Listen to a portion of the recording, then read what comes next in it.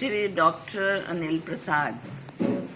मेरी बहन रश्मि के पति श्री डॉक्टर अनिल प्रसाद की कुछ खट्टी मीठी यादें मेरे जहन में हैं जो मैं आपके साथ शेयर करना चाहती हूँ।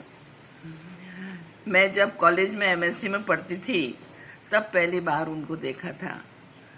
हम फ्रेंड्स एक जगह खड़े थे और वो दूर से हमें दिखे डॉक्टर साहब, वेरी टॉल, गुड लुकिंग, और हम थोड़ा सा हंसे भी क्योंकि वो हस्ट पुष्ट थे, मतलब he was a healthy person, और हमने थोड़ा मजाक भी उड़ाया।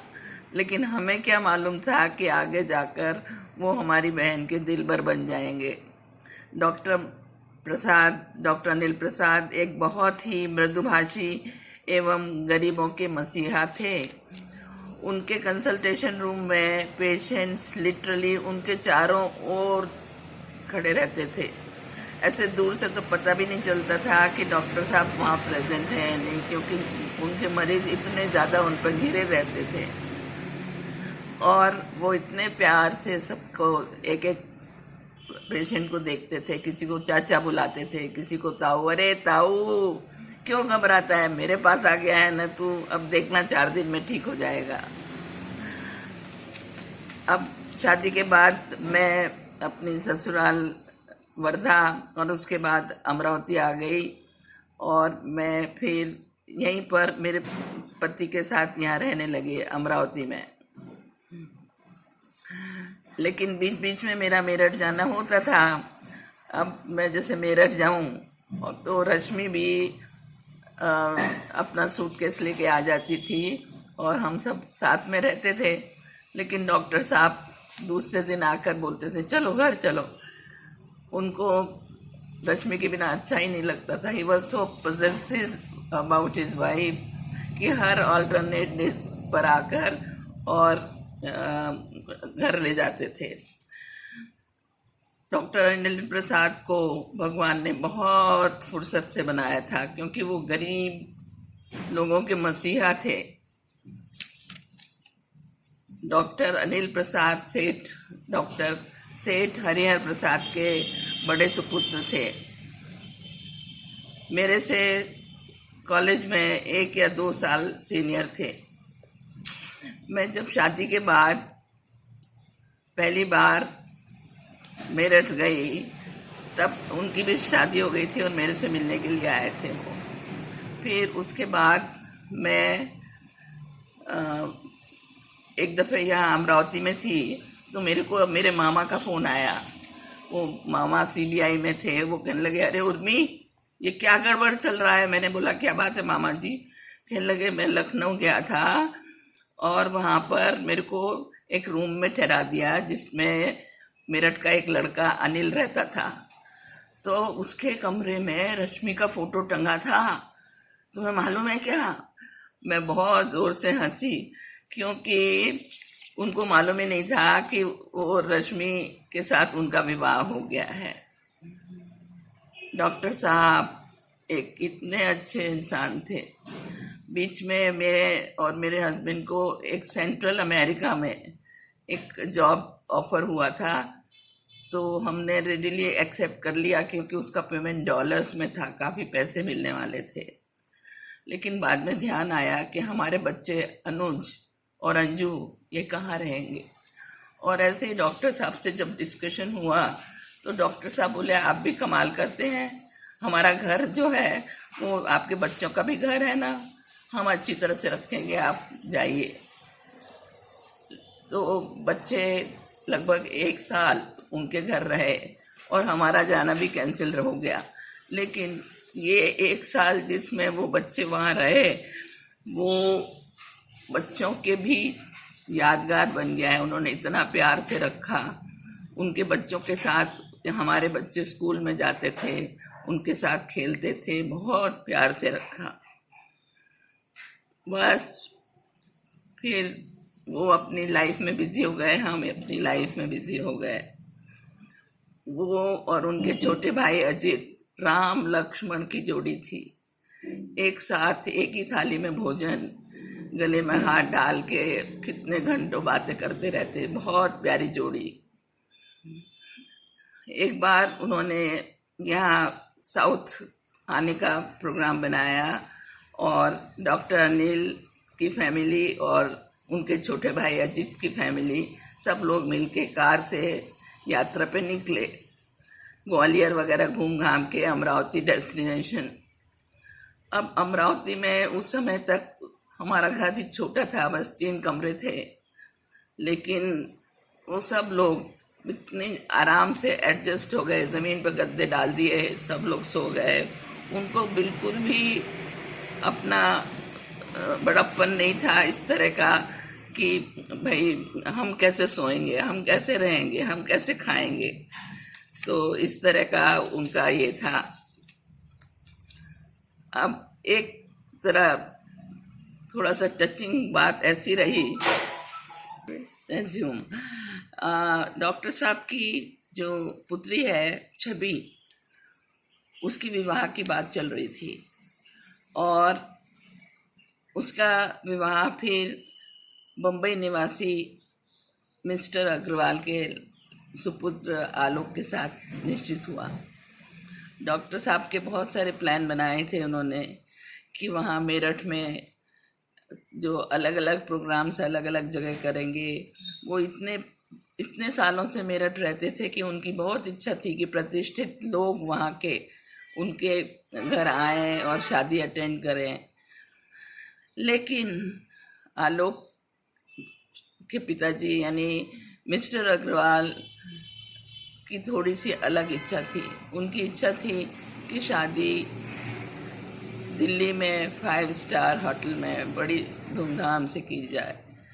तो डॉक्टर साहब ज़रा थोड़ा हर्ट हुए, लेकिन उन्होंने बात उनकी मानकर और वो दिल्ली में ही शादी हुई अल्टीमेटली, बहुत धूमधाम से। मैंने तो मेरी लाइफ में इतनी अच्छी तरह से शादी संपन्न होते हुए पहली बार ही देखा। मेरे माता पिता भगवान के घर जल्दी कम उम्र में ही चले गए। पहले पिताजी की मृत्यु हुई, जो भोपाल में डेथ हुई जिनकी, और फिर बाद में मेरी माँ मेरठ में ही उनकी मृत्यु हुई। तो उस समय मनु और यामिनी मेरे छोटे भाई बहन छोटे ही थे, कॉलेज में पढ़ते थे, और मेरी मदर भी मेरे पिताजी के जाने के बाद अपने को संभाल नहीं पाई थी। तो उस समय, उस दुख के समय पर डॉक्टर साहब ने इतनी उनकी सेवा की, मनु और यामिनी को इतना अच्छा सपोर्ट दिया और उनको प्रोत्साहित किया ज़िंदगी में आगे बढ़ने के लिए कि बहुत कम लोग कर सकते हैं। मेरी माँ को तो डॉक्टर साहब ने बेटे जैसा प्यार दिया और उनको सहारा दिया, उनको ज़िंदगी में अच्छी तरह से वो रह सकें, गुजार सकें, ऐसा सहारा दिया। तो डॉक्टर साहब जैसे लोग बहुत कम रहते हैं, इतने अच्छे चरित्रवान, मृदुभाषी और सबकी मदद करने वाले। तो मैं ईश्वर से धन्यवाद देती हूँ कि मुझे ऐसे व्यक्ति से पहचान हुई और वो मेरे बहन के पति बने। ये भगवान से धन्यवाद देती हूँ। बाय।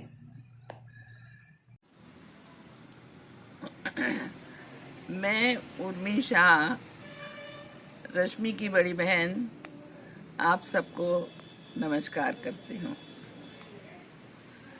डॉक्टर अनिल प्रसाद, सेठ हरिहर प्रसाद मेरठ के बड़े सुपुत्र, श्री हरिहर प्रसाद सेठ जी, जिनको हम सेठ जी कहते थे, वो मेरठ के एक बहुत ही प्रतिष्ठित नागरिक थे और वो वहाँ पर जमींदार भी थे। डॉक्टर अनिल प्रसाद मेरे से शायद 1-2 साल कॉलेज में सीनियर थे, लेकिन मैंने कॉलेज में उनको बहुत कम देखा था। सबसे पहली बार मैंने उनको, जब मैं एमएससी में पढ़ती थी, दूर से, हम अपने फ्रेंड्स के साथ खड़े हुए थे, दूर से उनको देखा।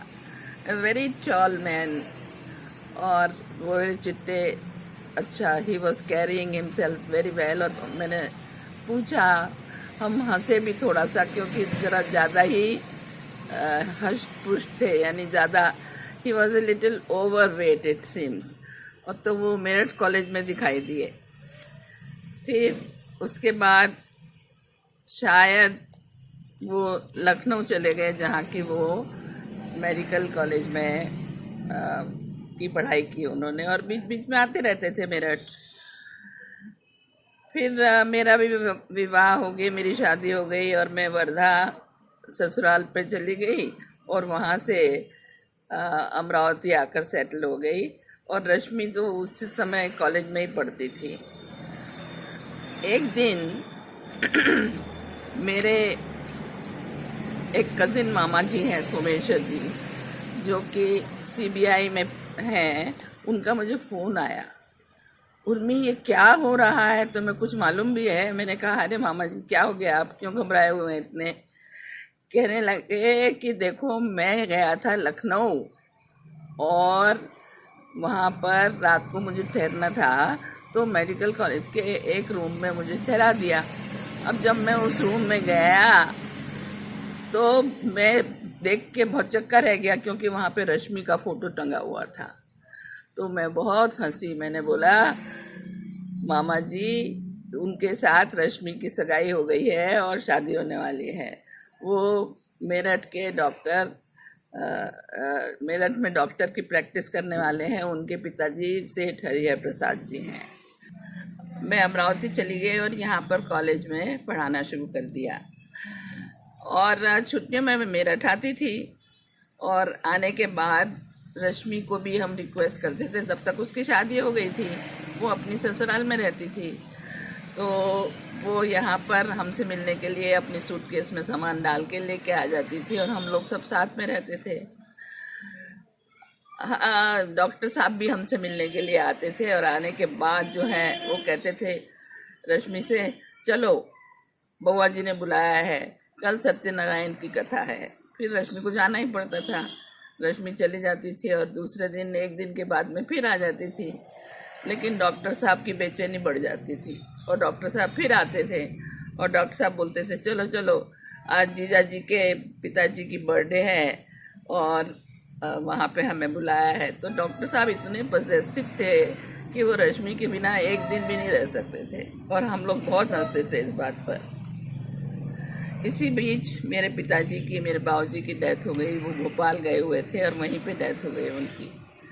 डॉक्टर साहब और हम सब लोग बहुत उदास, बहुत परेशान, बहुत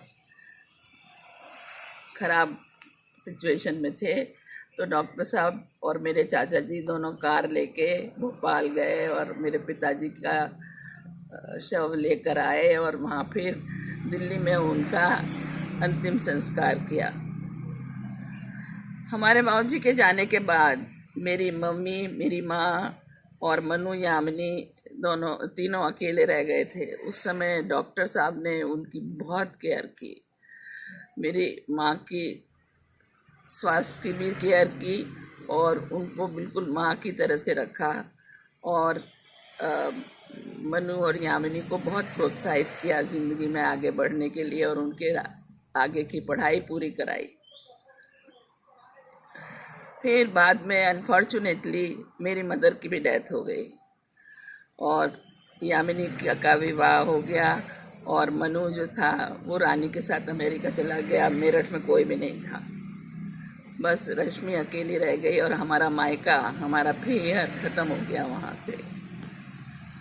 अभी इसी बीच में हमको सेंट्रल अमेरिका का एक असाइनमेंट मिला, जहाँ पर कुछ स्पेशल टाइप की एग्रीकल्चर करनी थी मेरे हस्बैंड को और मुझे दोनों को वहाँ पर इनवाइट किया था, और उसका पेमेंट डॉलर्स में था, जो कि बहुत अधिक रुपए से ज़्यादा था। तो हम लोग बहुत खुश थे और हम इस तरह की व्यवस्था करने लगे कि अब हमें जाना ही है। लेकिन बाद में ध्यान आया ऐसे डॉक्टर साहब के साथ डिस्कशन करते समय कि अरे ये हमारे बच्चे अंजू और अनुज कहाँ रहेंगे, उनका तो ध्यान ही नहीं दिया हमने। हम वहाँ पर सेटल होने के बाद उनको बुला सकते हैं मिडिल ईस्ट, वहाँ सेंट्रल अमेरिका में, लेकिन जब तक क्या करेंगे। डॉक्टर साहब ने बोला आप भी कमाल करते हैं, मेरा घर आपका घर है, ये बच्चे मेरे बच्चों जैसे हैं, इनको हम अपने पास रखेंगे। और उन्होंने अनुज और अंजू को अपने पास रखा और उनको अपने बच्चों जैसे ही उनका ध्यान रखा। वो उनके बच्चों के साथ कार में जाते थे, हमारे पास तो कार नहीं थी तो वो बहुत एंजॉय करते थे बच्चे। उन्होंने वो सब के सब डॉक्टर साहब ने उनका बहुत ध्यान रखा। और वो हमारे बच्चे, वो जो वहाँ पर 1 साल उन्होंने गुजारा, उनकी छाप उनके बहुत दिमाग पे अभी भी रखी हुई है। फिर बीच में मैं एक रिफ्रेशर कोर्स करने के लिए मेरठ आई थी और वहाँ पर डॉक्टर साहब और रश्मि उनके घर रुकी थी, क्योंकि हमारा घर तो ख़त्म हो चुका था। उनके घर ठहरी थी मैं, और डॉक्टर साहब ने मेरी इतनी केयर की। हम लोग दोपहर को लॉन में बैठ के, उनके लॉन में बैठकर बहुत बातें करते थे, अपनी फैमिली की पुरानी बातें, अपने जो अपनी हॉबीज़ हैं, एट्सेट्रा एट्सेट्रा, बहुत बातें करते थे। और वहाँ पर वो हमको वहाँ पे उबला हुआ औंटा हुआ दूध पीने के लिए ले जाते थे, जिसपे बहुत सारी मलाई पड़ी रहती थी। वो तो ज़िंदगी, वो वाली यादें तो मैं कभी भूल ही नहीं सकती। और वो मेरा भी बहुत ध्यान दिया उन्होंने मेरे पर। फिर डॉक्टर साहब ने मेरठ में आकर अपनी प्रैक्टिस शुरू कर दी।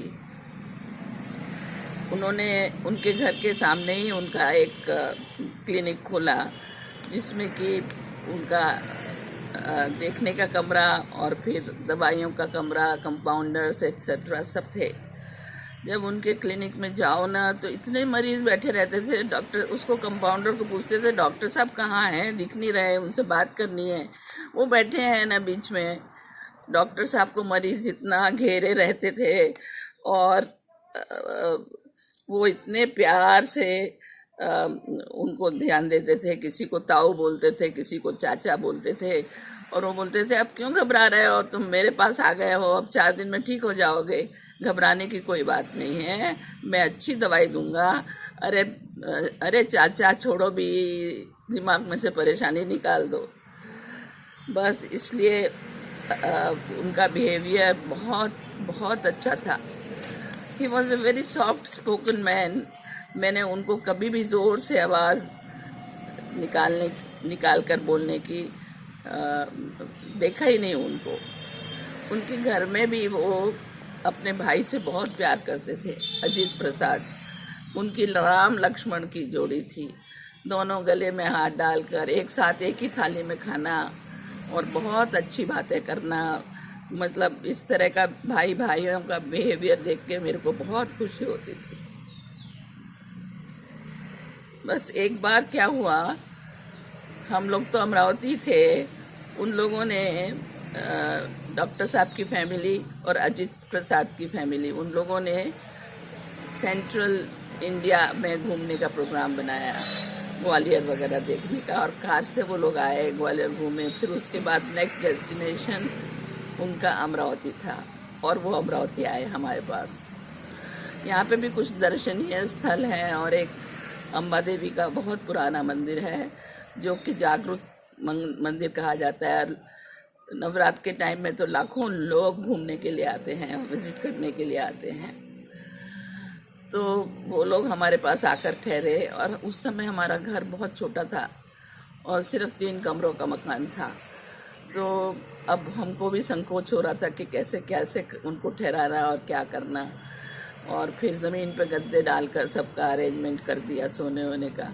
लेकिन हमको खुद को संकोच लग रहा था, लेकिन उन्होंने, किसी ने भी कुछ उसमें कमी नहीं निकाली, और बहुत खुशी से वो लोग हमारे पास रहे। एक और इंसिडेंट मेरे को बताने लायक है, लगता है। वो उनकी जो पुत्री थी, डॉक्टर साहब की पुत्री छवि, उसका विवाह मुंबई निवासी श्री अग्रवाल साहब के लड़के आलोक के साथ निश्चित हुआ। डॉक्टर साहब की बहुत इच्छा थी कि वो विवाह मेरठ में करें, और इस तरह से विवाह के स्थल भी उन्होंने सोच लिए थे कि ये सेरेमनी यहाँ करेंगे, ये सेरेमनी यहाँ करेंगे, ये यहाँ करेंगे, क्योंकि वो इतने प्रतिष्ठित व्यक्ति थे, उनकी फैमिली, और उनकी बहुत इच्छा थी कि मेरठ के सब प्रतिष्ठित व्यक्ति आए यहाँ पर और शादी अटेंड करें। लेकिन ईश्वर को कुछ अलग ही मंजूर था। अग्रवाल जी जो बम्बई निवासी थे, उनकी इच्छा थी कि छोटी सी जगह, मेरठ की छोटी सी जगह में शादी नहीं करनी, शादी और विवाह दिल्ली में बड़े किसी होटल में, 5 स्टार होटल वगैरह में करना है। और उन्होंने इसी तरह से डॉक्टर साहब को बुलाया कि डॉक्टर साहब शादी तो दिल्ली में होगी, मेरठ से शादी नहीं करना है हमको। तो डॉक्टर साहब थोड़े हर्ट हो गए, क्योंकि मेरठ में उनकी जो शान थी, उनका जो स्टेटस था, वो दिल्ली में तो उनको ज़्यादा कोई पहचानता नहीं था, बट लेकिन उन्होंने ये मंजूर किया, और अग्रवाल साहब को की इच्छा से वो शादी दिल्ली में ही हुई, वहाँ के एक स्टार होटल में।